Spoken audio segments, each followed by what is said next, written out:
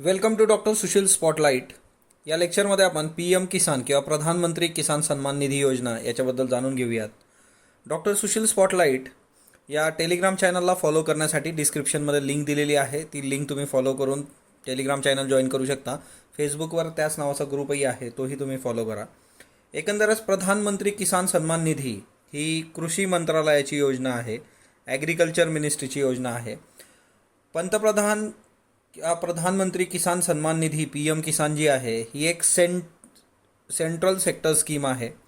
Central sector scheme म्हणजे काय, 100% जे काही हिच्यामध्ये पैसा दिला जाईल तो सेंटरकडून येणार, केंद्राकडून येणार. आणि हिच्यामध्ये डायरेक्ट इन्कम ऑफ 6,000 रुपये डायरेक्ट इन्कम जे आहे ते शेतकऱ्यांना हिच्यामध्ये दिलं जाईल. तर ते एक महत्त्वाचं आहे. दुसरी महत्त्वाची बाब जी आहे की हे 6,000 रुपये 2,000 रुपये असे 3 टप्प्यांमध्ये शेतकऱ्यांना मिळतील, एकदाच 6,000 असं नाही. आता ही न्यूज पी एम किसान जे आहे ते बऱ्याच वेळा न्यूजमध्ये होतं. कोविड-19मुळे जी परिस्थिती निर्माण झालेली आहे त्याच्यामुळं शेतकऱ्यांना त्यांच्या अकाउंटला पैसे टाकण्यासंबंधीचा इश्यू असू देत वगैरे वगैरे, तर हा पहिला हप्ता जो आहे त्यामुळे हे न्यूजमध्ये आलं होतं. आता सर्व लँड होल्डर्सना पी एम किसान अंतर्गत मदत मिळेल, परंतु एक्सेप्ट कोण कोण, जे इन्स्टिट्यूशनल लँड होल्डर आहे, एखादी संस्था आहे तिच्याकडे जमीन आहे, त्यांना मिळणार नाही. आणि farmer families which one or more of its members belong to the following category, म्हणजे अशी एखादी शेतकरी कुटुंब ज्यांच्या कुटुंबातील एक किंवा त्याच्यापेक्षा जास्त लोक या खालीलपैकी कुठल्या क्रायटेरियात येतात, त्यांना पी एम किसानचा लाभ मिळणार नाही. तुम्हाला ऑप्शनमध्ये हे दिलेलं राहील, त्याच्याकरता ह्या गोष्टी महत्त्वाच्या आहेत. एक, कुठलीही संवैधानिक पोस्ट भूतकाळात किंवा आता वर्तमान काळात जर त्या व्यक्तीकडे असेल तर, किंवा मंत्री असतील माजी किंवा वर्तमानात. ओके, म्हणजे ह्या ज्या कंडिशन आहेत तर त्या भूतकाळात जर ते मंत्री होते किंवा आता आहेत, मंत्री असतील, राज्यमंत्री असतील, केंद्रात असतील, लोकसभा राज्यसभेचे सदस्य असतील, किंवा विधानसभा विधान परिषदेचे सदस्य असतील किंवा आधी होते, यांना या योजनेचा लाभ मिळणार नाही. त्याच्यानंतर मेयर्स, महापौर जर असतील म्युन्सिपल कॉर्पोरेशनचे किंवा डिस्ट्रिक्ट पंचायतचे चेअरमन असतील, त्यांनासुद्धा जर आधी भूतकाळात होते किंवा आता पद भूषवत आहेत त्यांनासुद्धा या स्कीमचा लाभ मिळणार नाही. त्याच्यानंतर सर्विंग ऑर रिटायर्ड ऑफिसर्स, आता बघा आयदर म्हणजे निवृत्त झालेले आहेत किंवा आता काम करतायत असे सेंट्रल केंद्र सरकारचे, राज्य सरकारचे, मिनिस्ट्रीमधले ऑफिस किंवा कुठल्याही डिपार्टमेंटमधले जे काही अधिकारी आहेत ना, तर त्यांच्यासाठी हे आहे. त्याच्यानंतर regular employee of local bodies, तिच्यामध्येही म्हणजे तिथं काम करत असणाऱ्या लोकांना आता किंवा भूतकाळात ते निवृत्त जरी झाले असले तरी त्यांना पी एम किसानचा लाभ मिळणार नाही.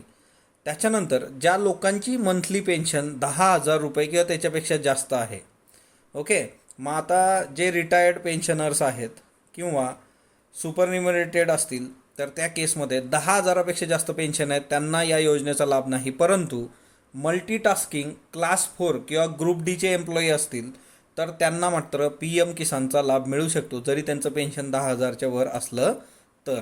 ओके, तर याच्यात लक्षात ठेवा, multitasking staff class 4 group D यांना मिळू शकते पी एम किसान अंतर्गत लाभ, जरी त्यांचं पेन्शन जास्त असलं तर. त्याच्यानंतर ज्या लोकांनी मागच्या वर्षी इन्कम टॅक्स पे केलेला आहे त्या लोकांना पी एम किसानचा लाभ मिळणार नाही. इन्कम टॅक्स पे केला याचा अर्थ तुमचं इन्कम जास्त आहे, त्याच्यामुळे नाही.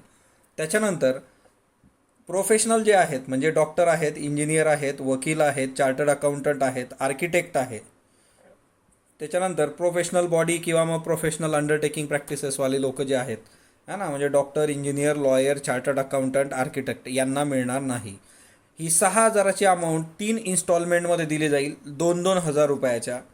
त्याच्यानंतर ही जी अमाऊंट आहे, हे जे पैसे येतील ते सरळ सरळ डायरेक्ट बेनिफिट ट्रॅक्स म्हणजे डायरेक्ट बेनिफिट ट्रान्सफर तुमच्या अकाउंटला डायरेक्टली येतील. दुसरी महत्त्वाची गोष्ट आहे की हिच्यामध्ये जी काही इनपुट कॉस्ट आणि जे काही शेतकऱ्यांना म्हणजे आता सगळं शेतीचं काम सुरू होईल, मग त्याच्यासाठी बियाणं किंवा काही गोष्टी लागतील तर त्याच्यासाठी त्यांना मदत म्हणून ही सगळी मदत केली जाते गव्हर्नमेंटतर्फे. कॅश जी आहे ती डिसेंबर 1, 2018ला ही स्कीम लागू करण्यात आली. फेब्रुवारी 1, 2019 नंतरचे जे काही जमिनीचे बदल असतील ते याच्यात गृहीत धरले जाणार नाहीत. त्याच्या आधी जे रेकॉर्ड आहे त्याच्यानुसार काम होणार. त्याच्यानंतर राज्य सरकार असेल किंवा UT आपलं हा ना. तर त्यांच्या केसमध्ये की जे फार्मरच्या फॅमिलीज असतील ते आयडेंटिफाय करतील बेनिफिशरीचा. म्हणजे केंद्रशासित प्रदेश किंवा राज्यांकडे ते अधिकार आहे की बेनिफिशरी म्हणजे त्या योजनेचा लाभ कुणाला द्यायचा ते त्यांनी लिस्ट द्यायची. त्याच्यानंतर दुसरी महत्त्वाची गोष्ट की हिच्यामध्ये जे पैसे मिळतात 6,000 ते लँड साईज की जमिनीच्या आकारमानाशी त्याचा कसलाही संबंध नाही. हे फक्त एक सप्लिमेंट म्हणून दिलं जातं आहे गव्हर्नमेंटकडून. दुसरं, ज्यांच्याकडे जमीन नाही अशा लँडलेस टेनंट्स किंवा जे मजुरी करतात त्यांना या स्कीममध्ये विचारात घेतलेलं नाही. तर ह्या काही बेसिक गोष्टी होत्या पी एम किसानबद्दलच्या. पी एम किसानवर प्रश्न अपेक्षित आहे स्पॉटलाईट बरोबर जोडलेला